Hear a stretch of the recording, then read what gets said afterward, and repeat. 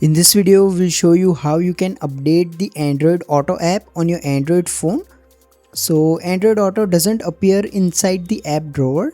So if you go to the settings app and then search for the Android Auto, this simply opens this Android Auto menu. But here as well, you won't see the option to update the app.